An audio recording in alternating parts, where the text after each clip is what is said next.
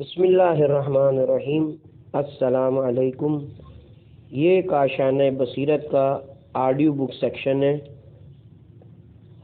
ہم جو کتاب پڑھ رہے ہیں اس کتاب کا نام ہے محرمات اسلام، تالیف حجت الاسلام سید محمد حسینی بہارنچی، ترجمہ محمد حسن جعفری صاحب، تہذیب و تدوین رضا حسین رضوانی صاحب نے کی ہے۔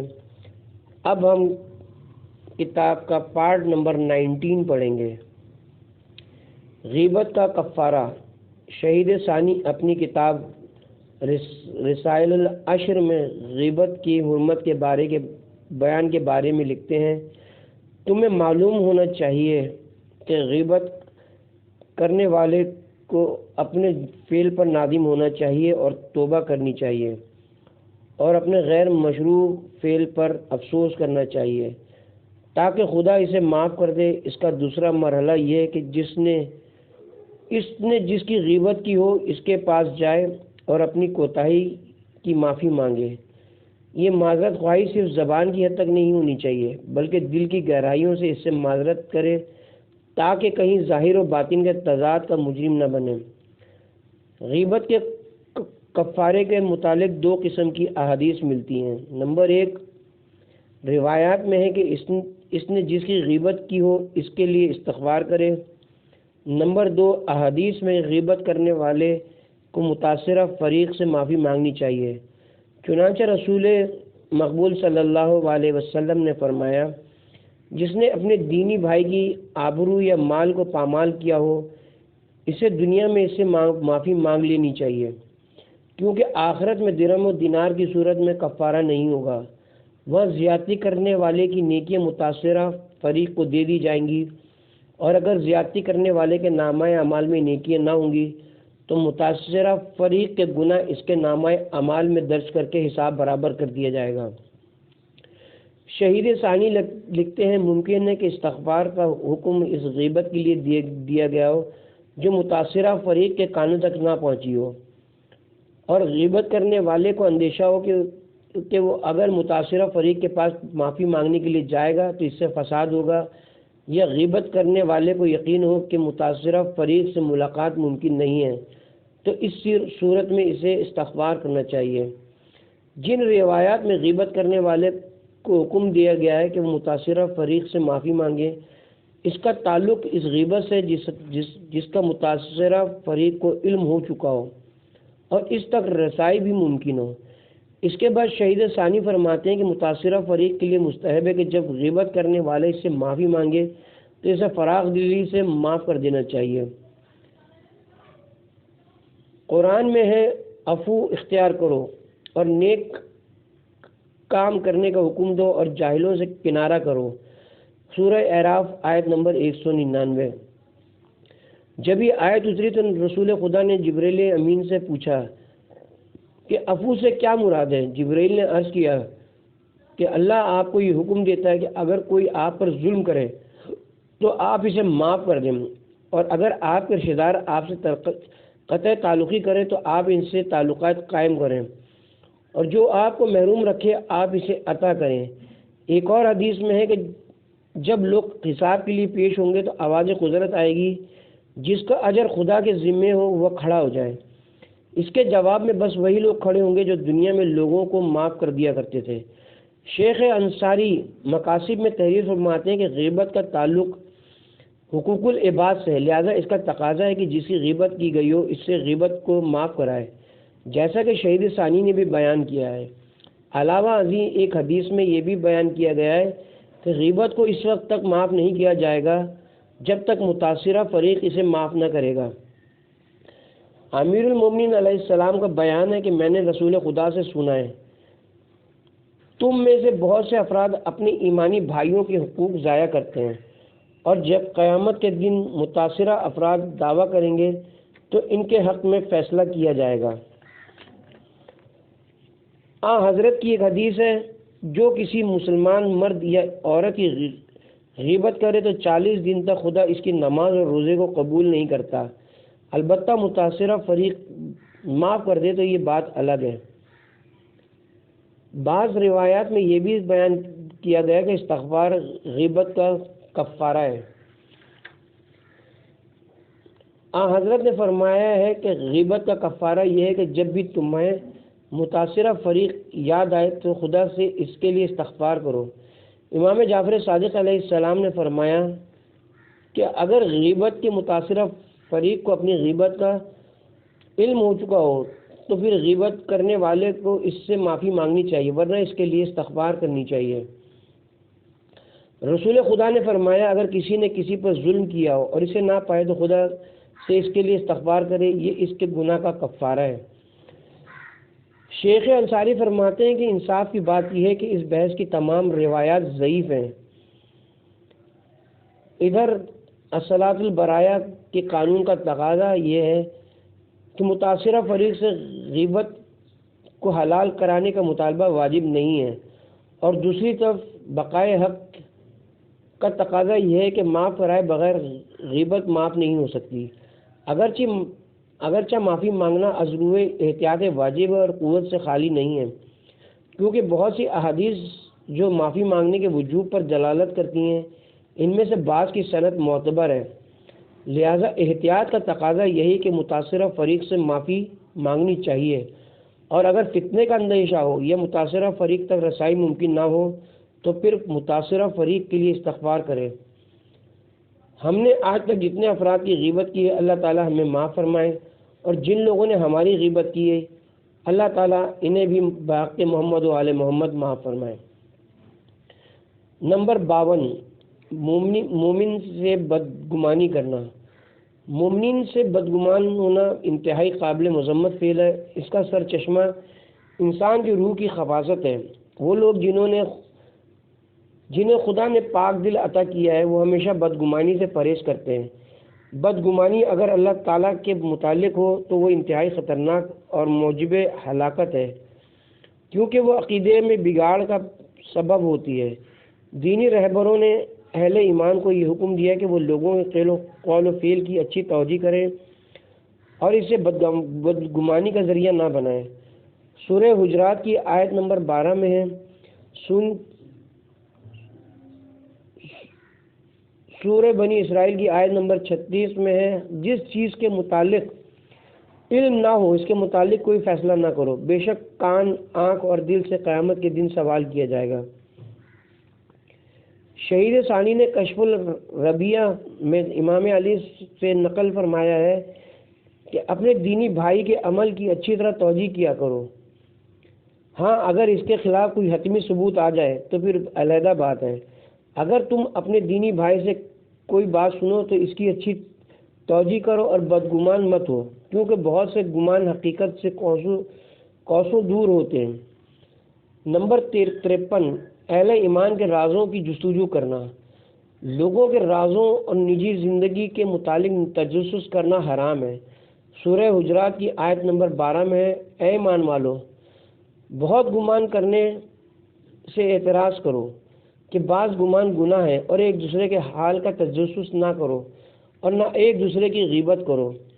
ایک مسلمان کو چاہیے کہ وہ کسی کی نجی معاملات کو منظر عام پر لانے کے لیے تجسس نہ کرے۔ اگر کسی مومن میں کوئی جسمانی عیب ہو تو اس کا اعلان نہیں کرنا چاہیے، اور اگر اس کے کردار میں کوئی کمزوری ہو تو اسے افشا نہیں کرنا چاہیے۔ اس کے بجائے اسے تنہائی میں نصیحت کرنی چاہیے، اسے رسوا کرنے سے باہر صورت اجتناب کرنا چاہیے، کیونکہ اس کی آبرو آپ کے پاس امانت ہے، لہذا امانت میں خیانت نہ کریں۔ جہاں تک ممکن ہو اس کے عمل کی اچھی توجیہ کریں، کیونکہ کانوں نے جو کچھ سنا ہوگا اور آنکھوں نے جو کچھ دیکھا ہوگا اور دل نے جو گمان کیا ہوگا اس کے متعلق قیامت کے دن پوچھا جائے گا۔ شہید ثانی لکھتے ہیں، تجسس کا مطلب یہ ہے کہ تمہیں لوگوں کی پردہ پوشی پسند نہ ہو، اور ستار العیوب خدا کی روش کے مقابلے میں تم لوگوں کے چھپے ہوئے راز افشا کرو، جبکہ لوگوں کے رازوں کا مخفی رہنا تمہارے دین اور قلب کی سلامتی کے لیے مفید ہو۔ اس سلسلے میں اس نقطے پر توجہ دینی چاہیے کہ جو شخص اپنے عیوب کی اصلاح میں کوشاں ہو، اس کے پاس دوسروں کے عیوب تلاش کرنے کا وقت ہی نہیں ہوتا۔ ایسا شخص تجسس، بدگمانی اور غیبت جیسے روحانی امراض سے دور ہوتا ہے۔ رسول پاک کی حدیث ہے، اس شخص کے لیے خوشخبری ہے جس کی توجہ اپنے عیوب پر ہو، اپنے عیوب کی اصلاح میں مصروف ہو اور دوسروں کے عیوب سے غافل ہو۔ رسائل الشہید صفحہ نمبر 294۔ امام محمد باقر علیہ السلام نے فرمایا، بھلائی اور احسان کی جزا اور ظلم کی سزا بہت جلد ملتی ہے۔ انسان کے لیے ہی ایک عیب کافی ہے کہ اسے لوگوں میں وہ عیوب تو دکھائی دیں جو خود اس میں ہوں، مگر وہ اپنے عیوب پر نگاہ نہ کرے اور لوگوں کو ایسے افعال پر ملامت کرے جنہیں وہ خود اپنائے ہوئے ہوں۔ کافی جلد نمبر 2 صفحہ نمبر 460۔ حضرت رسول خدا نے فرمایا، اے وہ گروہ جو اپنی زبان سے اسلام لایا ہے اور دل سے اسلام نہیں لایا، مسلمانوں کی لغزشوں کو تلاش نہ کرو۔ جو لوگوں کے عیوب اور لغزشوں کو تلاش کرے گا، خدا اس کی لغزشوں کو آشکارا کرے گا اور اسے رسوا کرے گا، اگرچہ وہ گھر کے اندر ہی بیٹھا ہوا ہو۔ کافی جلد نمبر 2 صفحہ نمبر 355۔ مؤلف عرض کرتا ہے، مومنین کا فرض ہے کہ ایک دوسرے کی خیر خواہی کریں اور ایک دوسرے کی عزت کی حفاظت کریں اور ایک دوسرے کے متعلق نیک گمان رکھیں، جبکہ تجسس سے خیر خواہی کے جذبات ختم ہو جاتے ہیں۔ جو لوگ دوسروں کے عیوب کی تلاش میں رہتے ہیں، خدا ان کے عیوب کو ظاہر کر دیتا ہے اور انہیں رسوا کر دیتا ہے۔ نمبر 54، تفرقہ ڈالنا اور دشمنی پیدا کرنا۔ مسلمانوں کے درمیان جدائی ڈالنا اور دشمنی پیدا کرنا حرام ہے۔ لطف یہ کہ یہ فعل حرام غیبت، چغل خوری اور سب و شتم کے نتیجے کے طور پر سرزد ہوتا ہے۔ امیر المومنین نے اپنے ساتھیوں کو جو نصیحتیں کی تھیں، ان میں آپ نے یہ بھی فرمایا تھا، اچھی گفتگو کرو یہاں تک کہ اچھی گفتگو میں مشہور ہو جاؤ اور نیک اعمال بجا لاؤ تاکہ تمہارا شمار اہل خیر میں ہو سکے۔ جلد بازی سے پرہیز کرو اور لوگوں کے راز افشا نہ کرو۔ یاد رکھو، تم میں بہترین لوگ وہ ہیں جب ان پر نظر پڑے تو خدا یاد آ جائے، اور بدترین لوگ وہ ہیں جو چغل خوری کرتے ہوں، دوستوں میں جدائی ڈالتے ہوں اور بے گناہ افراد میں عیب تلاش کرتے ہوں۔ کافی جلد نمبر 2 صفحہ نمبر 225۔ حضرت رسول اکرم نے ایک مرتبہ صحابہ سے فرمایا، کیا میں تمہارے بدترین افراد کی نشاندہی نہ کروں؟ صحابہ نے عرض کیا، کیوں نہیں؟ حضرت نے فرمایا، تم میں بدترین افراد وہ ہیں جو لگائی بجھائی کرتے ہیں، دوستوں میں جدائی ڈالتے ہیں اور بے گناہ افراد میں عیوب تلاش کرتے ہیں۔ کافی جلد نمبر 2 صفحہ نمبر 369۔ امیر المومنین نے حضرت رسول خدا سے نقل فرمایا ہے، بدترین لوگ وہ ہیں جو اہل ایمان سے بغض رکھیں اور اپنی اس عادت کی وجہ سے لوگوں کے دلوں سے اپنی محبت کھو دیں۔ جو لوگ چغلی کھاتے ہیں اور لگائی بجھائی کر کے دوستوں میں جدائی ڈالتے ہیں اور لوگوں کے عیب تلاش کرتے ہیں، ان پر اللہ تعالیٰ نظر کرم نہیں کرے گا اور قیامت کے دن انہیں گناہوں سے پاک نہیں کرے گا۔ مؤلف عرض کرتا ہے کہ جہاں عمومی طور پر تفرقہ ڈالنا حرام ہے، وہیں امت اسلامیہ کو حب اللہ المتین یعنی امام علی کی ولایت سے جدا کرنا بدرجہ اولا حرام ہے، جبکہ آپ کی ولایت و امامت اسلام کا محاصل ہے، اور اگر لوگ آپ کی امامت اور ولایت پر جمع ہو جاتے تو دنیا اور آخرت کی سعادت ان کا مقدر بن جاتی۔ فرمان الہی ہے، تم سب مل کر اللہ کی رسی کو مضبوطی سے پکڑ لو اور تفرقے میں نہ پڑو۔ سورہ آل عمران آیت نمبر 103۔ نمبر 55، برے نام رکھنا اور لوگوں کا مذاق اڑانا۔ قرآن کریم میں ہے، تمام اہل ایمان بھائی بھائی ہیں، سورہ حجرات آیت نمبر 10۔ جیسا کہ اس سے قبل ہم بدگمانی اور تجسس کے باب میں عرض کر چکے ہیں کہ خدا ستار العیوب ہے اور وہ چاہتا ہے کہ بندگان خدا کی توہین نہ ہو، اسی لیے خدا نے ایمانداروں کو ہدایت کی ہے کہ وہ ایک دوسرے کے لیے برے القاب تجویز نہ کریں اور ایک دوسرے کا مذاق نہ اڑائیں، کیونکہ لوگوں کا مذاق اڑانا گناہ کبیرہ ہے۔ اے ایمان والو، اگر کوئی گروہ دوسرے گروہ کا مذاق نہ اڑائے، ممکن ہے وہ ان سے بہتر ہو، اور عورتوں کا مذاق نہ اڑائیں، ممکن ہے وہ ان سے بہتر ہوں، اور اپنے نفوس پر عیب نہ لگاؤ اور برے القاب سے ایک دوسرے کو یاد نہ کرو۔ ایمان کے بعد فاسقانہ نام انتہائی برے ہیں۔ جو کوئی توبہ نہ کرے وہ ظالم ہے۔ سورہ حجرات آیت نمبر 11۔ قیامت کے دن کافروں سے کہا جائے گا تم ان کا مذاق اڑایا کرتے تھے یہاں تک کہ تمہیں ہماری یاد تک بھول گئی تھی اور تم ان پر ہنسا کرتے تھے، آج میں نے انہیں ان کے صبر کا پھل عطا کیا ہے، وہ کامیاب و کامران ہیں۔ سورہ مومنون آیت نمبر 110 اور 111۔ بحر الانوار میں امالی توسی کے حوالے سے مرقوم ہے کہ حضرت رسول اکرم صلی اللہ علیہ وسلم نے فرمایا، اللہ نے مومن کو اپنی عظمت اور قدرت سے پیدا کیا، اس لیے جو اس کی توہین کرے، اس پر تہمت لگائے یا اس کی بات کی تردید کرے تو در حقیقت اس نے خدا کی تردید کی ہے۔ جلد نمبر 75 صفحہ نمبر 142۔ رسول خدا صلی اللہ علیہ وسلم کا فرمان ہے، جس نے کسی مومن کو ذلیل کیا تو خدا اس کو ذلیل کرے گا۔ بحار الانوار جلد نمبر 75 صفحہ نمبر 142۔ امام علی رضا علیہ السلام نے رسول خدا سے نقل کیا ہے کہ جو کسی مومن کو ذلیل کرے گا یا افلاس کی وجہ سے اسے حقیر سمجھے گا تو خدا اسے قیامت میں لوگوں کے سامنے ذلیل کرے گا۔ عیون اخبار الرضا جلد نمبر 2 صفحہ نمبر 333۔ تفسیر قمی میں ہے کہ رسول خدا کی دو بیویاں ام المومنین صفیہ بنت حی بن اخطب کو یہودیہ کہہ کر اذیت دیتی تھیں۔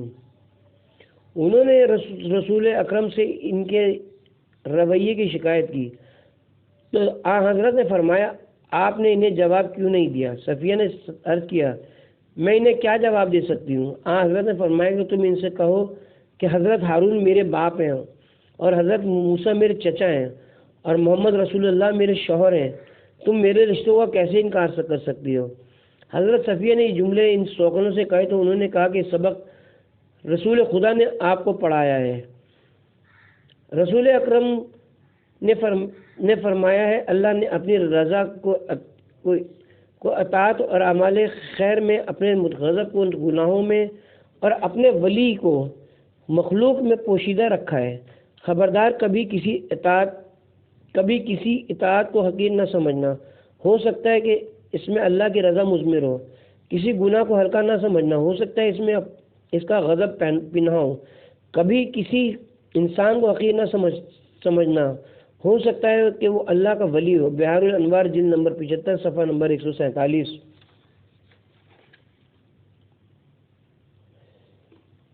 نمبر 56، چغل خوری۔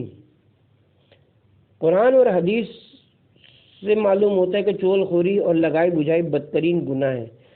جس طرح غیبت کرنے والے شخص کی حوصلہ شکنی واجب ہے، اسی طرح چغل خور کی حوصلہ شکنی بھی ضروری ہے۔ یہ ایک عظیم عبادت اور اسباب نجات میں سے ایک سبب ہے۔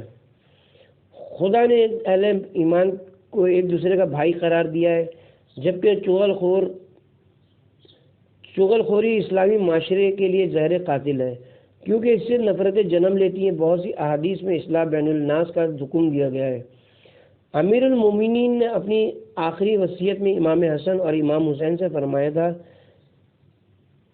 میں تم کو، اپنی تمام اولاد کو، اپنے کنبے کو اور جن جن تک میرا یہ نوشتہ پہنچے سب کو وصیت کرتا ہوں کہ اللہ سے ڈرتے رہنا، اپنے معاملات درست اور آپس کے تعلقات سلجھائے رکھنا، کیونکہ میں نے تمہارے نانا رسول اللہ صلی اللہ علیہ وسلم سے سنا ہے، لوگوں کے درمیان صلح صفائی کرانا عام نماز روزے سے افضل ہے۔ نہج البلاغہ مکتوب نمبر 47۔ روایت اہل بیت میں آیا ہے کہ لوگوں کے درمیان صلح صفائی کرایا کرو۔ چغل خوری فتنوں کو جنم دیتی ہے۔ ارشاد باری تعالیٰ ہے، فتنہ و فساد قتل سے کہیں بڑھ کر ہے۔ سورہ بقرہ آیت نمبر 191۔ فتنہ و فساد قتل سے بڑا جرم ہے۔ سورہ بقرہ آیت نمبر 217۔ نمبر 1، امام جعفر صادق علیہ السلام نے فرمایا، 4 قسم کے افراد جنت میں داخل نہیں ہوں گے: کاہن، منافق، شرابی اور چغل خور۔ امالی صدوق صفحہ نمبر 243، بحار الانوار جلد نمبر 75 صفحہ نمبر 263۔ نمبر 2، کچھ لوگوں نے منصور دواقی سے امام جعفر صادق علیہ السلام کی چغلی کھائی تھی، اس نے امام کو دربار میں بلا کر اپنی ناراضگی کا اظہار کیا۔ امام نے اس سے فرمایا تم کو چاہیے کہ اپنے اہل قرابت کے لیے اس شخص کی بات پر اعتماد نہ کرو جس پر اللہ نے جنت کو حرام کیا اور جس کا ٹھکانہ جہنم ہے۔ چغل خور جھوٹ کا گواہ اور ابلیس کی طرح لوگوں میں دشمنی پیدا کرتا ہے۔ اے ایمان والو، جب کبھی کوئی فاسق تمہارے پاس خبر لے کر آئے تو اس کی خوب تحقیق کر لو، کیونکہ کہیں ایسا نہ ہو کہ تم لا علمی کی وجہ سے کسی جماعت کو نقصان پہنچاؤ اور بعد میں تمہیں پچھتانا پڑے۔ سورہ حجرات آیت نمبر 6، بحار الانوار جلد نمبر 75، صفحہ نمبر 263۔ امام علی راوی ہیں کہ رسول مقبول نے فرمایا، کیا میں تمہیں تمہارے بدترین افراد کے متعلق نہ بتاؤں؟ صحابہ نے عرض کیا، ضرور بتائیں یا رسول اللہ۔ آپ نے فرمایا، وہ لوگ انتہائی برے ہیں جو لگائی بجائی کر کے دوستوں میں جدائی ڈالتے ہیں اور بے گناہوں پر الزام تراشی کرتے ہیں۔ خصائل جلد نمبر 4، صفحہ نمبر 86۔ نمبر 4، امیر المومنین نے فرمایا ہے، لگائی بجائی کرنا، پیشاب کے چھینٹوں سے احتیاط نہ کرنا اور زیادہ عرصے تک بیوی بچوں سے دور رہنا عذاب قبر کا موجب بنتے ہیں۔ نمبر 5، ایک شخص نے امیر المومنین علیہ السلام کی خدمت میں ایک چٹھی لکھی جس میں کسی کی چغلی کھائی تو آپ نے فرمایا، اگر تو نے اس چٹھی میں سچ لکھا ہے تو تو نے ہمیں ناراض کیا، اور اگر جھوٹ لکھا ہے تو ہم تجھ پر تعزیر کر جاری کریں گے، اور اگر تو اپنی چٹھی واپس لے لے تو ہم تجھے معاف کر دیں گے۔ اس شخص نے عرض کیا کہ میں اپنی چٹھی واپس لے لیتا ہوں، آپ مجھے معاف کر دیں۔ امیر المومنین نے اسے معاف کر دیا۔ نمبر 57، لوگوں کے راز فاش کرنا۔ سورہ تحریم کی ابتدائی آیات میں کہ رسول اللہ نے اپنی ایک زوجہ سے کوئی راز بیان کیا، کہتے ہیں کہ حضرت نے اپنی بیوی ام المومنین حضرت زینب کے پاس شہد پی لیا۔ جب آپ حضرت عائشہ اور حفصہ کے پاس آئے تو ان دونوں نے جیسے کہ پہلے صلہ کر رکھی تھی آپ سے کہا کہ آپ کے منہ سے بدبو آتی ہے، آپ کو بو سے سخت نفرت تھی، تو آپ نے فرمایا کہ میں آئندہ کبھی شہد نہیں پیوں گا۔ بعض کہتے ہیں کہ حضرت نے حضرت حفصہ کو خوش کرنے کے لیے ماریہ قبطیہ کو، جو آپ کے حرم اور آپ کے صاحبزادے ابراہیم کی والدہ تھیں، اپنے اوپر حرام کر لیا تھا۔ تب یہ آیت اتری۔ حضرت صلی اللہ علیہ وسلم نے ماریہ کو جو اپنے اوپر حرام کر لیا تو حضرت حفصہ سے فرمایا کہ یہ حال کسی سے بیان نہ کرنا۔ حفصہ اور عائشہ میں بہت موافقت تھی، انہوں نے اس کو حضرت عائشہ پہ ظاہر کر دیا۔ خدا نے اس حال سے حضرت صلی اللہ علیہ وآلہ وسلم کو مطلع فرمایا۔ ترجمہ قرآن مجید از مولانا فتح محمد جالندری، حاشیہ نمبر 297-299۔ علامہ سید مرتضیٰ عسکری اپنی کتاب احیاء دین میں ائمہ اہل بیت کا کردار جلد 2 مجموعہ علم اسلامی میں رقم تراز ہیں۔ ان آیات کی شان نزول یہ ہے کہ ایک دن رسول اکرم نے بیوی حفصہ کو بتایا کہ میرے بعد عائشہ کے والد تمہارے والد کی مدد سے حکومت حاصل کرنے کی کوشش کریں گے اور اس کے بعد تمہارے والد حکومت حاصل کر لیں گے۔ پھر حضرت نے بیوی حفصہ سے فرمایا کہ یہ راز ہے، اس کا کسی سے ذکر نہ کرنا، مگر بیوی حفصہ نے اس راز کو فاش کر دیا اور جا کر بیوی عائشہ کو یہ بات بتا دی، اور بیوی عائشہ نے یہی بات اپنے والد سے جا کر کہی اور انہوں نے حضرت عمر کو بتا دی۔ پھر حضرت عمر نے اپنی صاحبزادی بیوی حفصہ سے کہا کہ ہمیں بھی وہ راز بتاؤ تاکہ ہم ابھی سے حصول حکومت کی کوشش کر دیں۔ بیوی حفصہ نے سارا ماجرا اپنے والد کے گوش گزار کر دیا۔ اللہ تعالیٰ نے اپنے حبیب پاک کو وحی کے ذریعے بتا دیا کہ ان کا راز اب راز نہیں رہا ہے، کیونکہ آپ کی بیویوں نے اسے افشا کر دیا ہے۔ رسول اکرم نے بیوی حفصہ سے راز فاش کرنے کی شکایت کی۔ بیوی حفصہ نے کہا کہ آپ سے کس نے کہا ہے کہ میں نے آپ کے راز کو فاش کر دیا ہے؟ حضرت نے فرمایا مجھے خداوند علیم و خبیر نے خبر دی ہے۔ آپ نے جو یہ سب نہیں بتایا تھا وہ یقیناً یہی تھا کہ تم دونوں کے والد نے ابھی سے اپنی کوششوں کا آغاز کر دیا ہے۔ تو اس نے وہ راز افشا کر دیا۔ اللہ تعالیٰ نے اس بات سے اپنے رسول کو مطلع فرما دیا۔ رسول اللہ نے اپنی زوجہ کو وہ بات کچھ جتائی اور کچھ نہ بتائی۔ جب رسول اللہ نے وہ بات جتائی تو پوچھنے لگے کہ آپ کو کس نے بتایا۔ رسول اللہ نے فرمایا کہ مجھے خداوند علیم و خبیر نے بتایا ہے۔ ان آیات کی تفسیر میں امام محمد باقر علیہ السلام فرماتے ہیں کہ جب رسول خدا نے حرہ سے مطاع کیا تو آپ نے اپنی زوجہ سے فرمایا اس بات کو راز رکھنا اور کسی سے نہ کہنا، لیکن اس نے یہ راز افشا کر دیا۔ ازواج رسول نے اس وجہ سے حضرت کے خلاف محاذ بنا لیا تو حضرت نے فرمایا کہ میرے لیے حلال تھی اور میں نے اس سے مطاع کیا ہے۔ شیخ مفید خلاصۃ الاعجاز صفحہ نمبر 25، سورہ نساء آیت نمبر 83۔ جب ان کے پاس امن یا خوف کی کوئی خبر پہنچتی تو وہ اسے مشہور کر دیتے ہیں کہ ضمن میں امام جعفر صادق علیہ السلام نے فرمایا جو ہمارے راز کو دشمنوں کے سامنے فاش کرے وہ اس شخص کی طرح ہے جو ہمارے مقابلے پر تلوار سونت لے۔ اللہ ایسے شخص پر رحم کرے جو ہمارے پوشیدہ علم کو سنے تو اسے اپنے قدموں تلے دفن کر دے اور دشمنوں سے بیان نہ کرے۔ امام جعفر صادق علیہ السلام نے فرمایا جو کسی مومن کے راز اور آبرو کی حفاظت کرے اور اس کے عیب کو چھپائے تو اللہ تعالیٰ قیامت کے دن اس کے 70 عیبوں اور رازوں کا پردہ پوشی کرے گا۔ اللہ اس وقت تک مومن کی مدد نہیں کرتا جب تک وہ اپنی مومن بھائی کی مدد کرتا ہے۔ لوگوں نصیحت سے فائدہ اٹھاؤ اور نیک کاموں کی طرف رغبت کرو۔ ثواب الاعمال صفحہ نمبر 135۔ مؤلف کہتا ہے کہ ائمہ نے عمومی دور میں تقیہ پر خصوصی زور دیا تھا۔ جابر روایت کرتے کہ میں ایام جوانی میں امام محمد باقر علیہ السلام کی خدمت میں حاضر ہوا تو آپ نے پوچھا کہ تم کہاں کے رہنے والے ہو؟ میں نے عرض کیا میں کوفے کا رہنے والا ہوں۔ آپ نے پوچھا یہاں کیوں آئے ہو؟ میں نے عرض کیا آپ سے علم حاصل کرنے آئے ہوں۔ امام نے ایک کتاب میرے حوالے کی اور فرمایا جاؤ اس کتاب کو پڑھو جب تک بنی امیہ برسر اقتدار ان کے مطالب کسی سے بیان نہ کرنا۔ اگر تم نے بنی امیہ کی حکومت کے دوران کسی سے یہ مطالب بیان کیے تو تم پر اور میرے آبا کی لعنت ہوگی، اور بنی امیہ کے سقوط کے بعد اگر تم نے اس کے مطالب کو چھپایا تو تم پر میری اور میرے آبا کی لعنت ہوگی۔ مستدرک الوسائل جلد نمبر 12 صفحہ نمبر 299۔ رازوں کی حفاظت کے لیے ہادیان دین کی سفارشات۔ امام علی رضا علیہ السلام فرماتے ہیں کوئی مومن اس وقت تک ایمان کے کمال تک نہیں پہنچ سکتا جب تک اس میں اللہ کی ایک خصلت، اللہ کے رسول کی ایک خصلت اور اللہ کے ولی کی ایک خصلت جمع نہ ہو جائے۔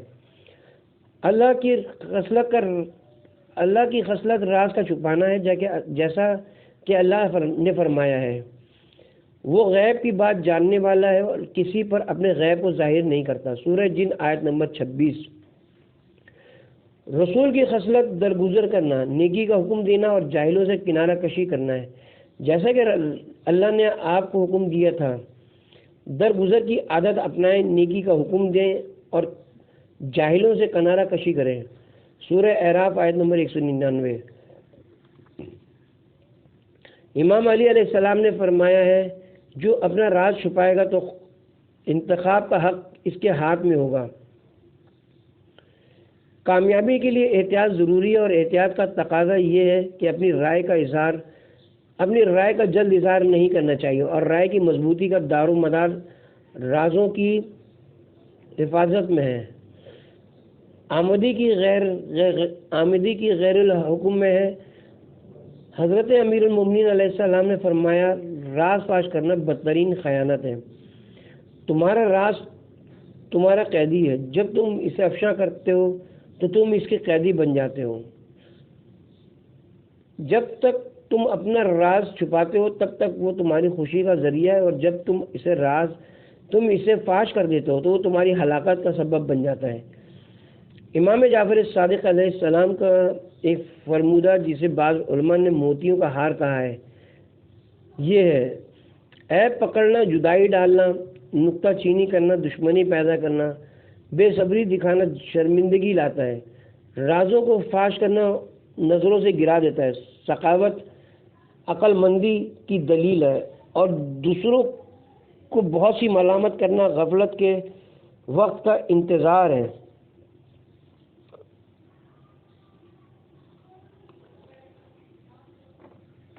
تحفۃ العقول صفحہ نمبر 315۔ حضرت موسیٰ علیہ السلام اور چغل خور۔ امام جعفر صادق علیہ السلام نے فرمایا کہ خدا نے حضرت موسیٰ کو وحی فرمائی کہ آپ کے اصحاب میں ایک شخص چغل خور ہے۔ حضرت موسیٰ نے عرض کیا، پروردگار مجھے بتا وہ کون ہے تاکہ میں اسے اپنی صفوں سے نکال دوں۔ خدا نے فرمایا، موسیٰ مجھے چغل خوری ناپسند ہے اور تم مجھ سے اس کی خواہش کرتے ہو۔ حضرت موسیٰ نے عرض کیا، خدایا جب تک تو اس کا تعارف نہیں کرائے گا تم اسے کیسے پہچانوں گا؟ خدا نے فرمایا کہ تم اپنی قوم کو 10 کی ٹولیوں میں تقسیم کرو اور قرعہ اندازی کرو، جس جماعت میں وہ شامل ہوگا قرعہ اسی جماعت کا نکلے گا۔ پھر ان 10 افراد کی قرعہ اندازی کرو، قرعہ اس کے نام نکلے گا۔ حضرت موسیٰ نے اعلان کیا کہ مجھے چغل خور معلوم کرنا ہے، لہذا پوری قوم جمع ہو جائے اور 10 کی صفیں بنائیں۔ جب چغل خور نے سنا تو اسے یقین ہو گیا کہ میں ضرور پکڑا جاؤں گا۔ وہ حضرت موسیٰ کی خدمت میں آیا اور بولا کہ وہ گناہ گار میں ہی ہوں، اب میں توبہ کرتا ہوں، خدا کی قسم کھا کر کہتا ہوں کہ آئندہ یہ حرکت نہیں کروں گا۔ تحفۃ العقول صفحہ نمبر 266۔ حضرت علی علیہ السلام نے فرمایا، جو شخص لوگوں سے دھوکہ و فریب کرے گا، خدا اس کی فریب کاری اور مکاری کو اسی پر پلٹا دے گا۔ رسول اکرم صلی اللہ علیہ وسلم نے فرمایا، بدترین افراد وہ ہیں جو دل میں لوگوں سے بغض و عداوت رکھیں اور لوگ بھی ان سے عداوت رکھیں، اور جو لگائی بجھائی کر کے دوستوں میں جدائی ڈالیں اور بے قصور لوگوں پر الزام لگائیں۔ قیامت کے دن خدا نہ ان پر نگاہ کرم کرے گا اور نہ ہی ان کو پاک کرے گا۔